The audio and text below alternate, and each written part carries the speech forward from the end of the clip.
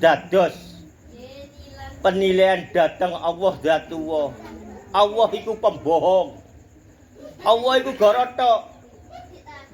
Ayat-ayat menika nggih pun sampai gadah pikiran sing ngeten. Ayat-ayat menika mulai alif sampai alif lam mim. Ngoten Mas Wati. Akhir niku napa? Shadaqallahul azim nggih. Ngoten nggih. Niku mengandung doa semua.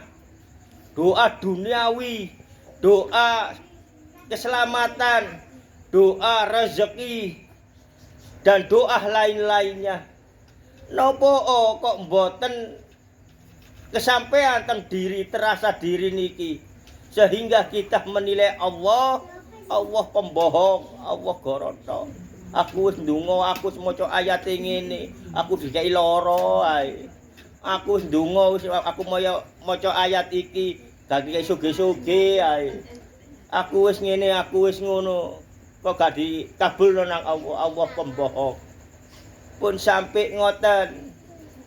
Lek mboten semerap ilmune nggih mboten napa-napa, tapi lek pun semerap ilmune pun sampai menilai Allah niku pembohong, Allah iku goroto, Allah iku napa-napa pun sampai napa panjenengan kalian kula wingi menika wis maca ayat iki waras, njaluk waras dadi kei waras. Krana kita niki selama hidup niku kathah ninggalaken perintane Allah.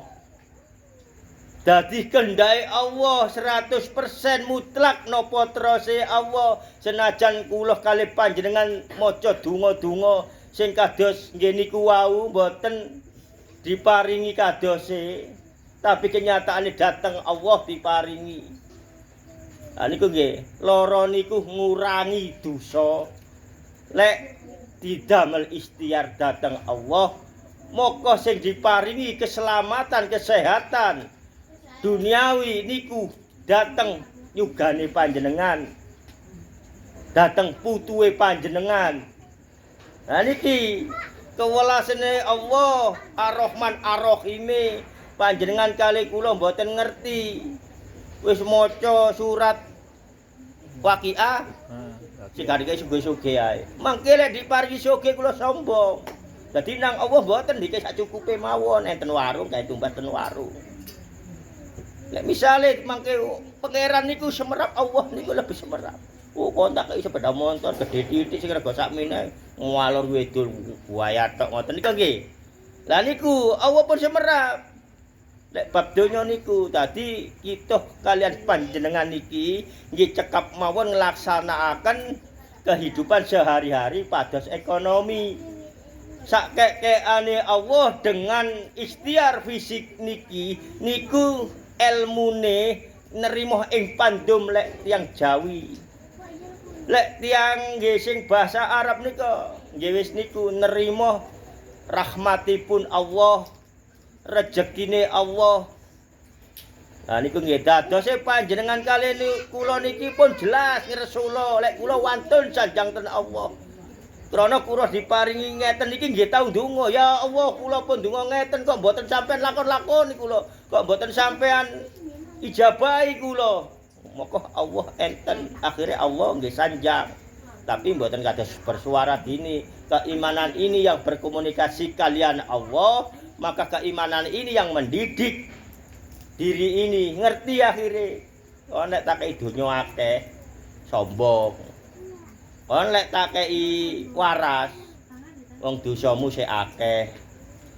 Nah, dadose menika panjenengan tetep mawon napa kendhake Allah panjenengan terami, tapi tetap mawon panjenengan nggih berdoa secara bahasa Indonesia ingkang panjenengan ngerteni. Bahasa Arab kula kali panjenengan nggih sanes tiyang Arab pun jelas mboten ngerti. Napa malih basaipun Allah Al-Qur'an tetep mawon sampean waca-waca menika. Termasuk kula pun nggih mantun kula niki nggadahi lara sesek pirang-pirang taun. Diguyu kanca-kanca, diguyu dulur maringin kate mati iku. Ngoten. Sing mboten ten seneng kula, masih dulur enten sing mboten seneng ten kula. Mari ngene mari ngono iku mati iku wis mangap-mangap ambekane wis muni. Alhamdulillahirabbil alamin kula pasrahaken dhateng Allah mugi-mugi kula lek mati husnul khotimah ya Allah. Lah mongko menika akhire kula diproses dhateng Allah niki wau termasuk kula diparingi ilmu dituntun Allah nggih ngirimi wadatul wujud wali-wali Allah niki wau akhire wonten salah setunggale wadatul wujud wujude menungso sing didadosaken Allah dados waline niku saat kula istiqomah ngeten niku enten samping kula napa niki namine lengan tangane niki telapak tangane niku digandengaken kalih tendhadha kula ngeten. Oh niku ical kados angin. Lah niku ical penyakit sesek niku wau. Kula nggih mboten sadar, beberapa hari kula wis mboten tumbas semprotan sak derenge 120 120 seminggu. Semprotan ngoten niku.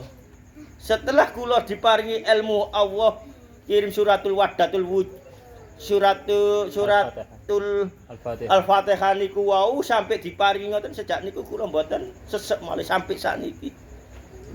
Nggih, napa malih panjenengan tasik sembuh-sembuh niki pun saged ten mriki ikhtiar ten mriki pun sampai panjenengan menilai Allah niku nggih nika wau sing kula ucap-ucapaken mau pun sampai menilai Allah sing elek-elek. Nggih, sampean pasrahaken dhateng Allah, mangkih Allah kiyamba ingkang ngatur kesehatane panjenengan, ingkang ngatur ekonomine panjenengan. Moga panjenengan niku berpikirlah kepada Allah, sesungguhnya semua takdir baik, takdir jelek niku kehendak Allah. Cukup semanten. Assalamualaikum warahmatullahi wabarakatuh.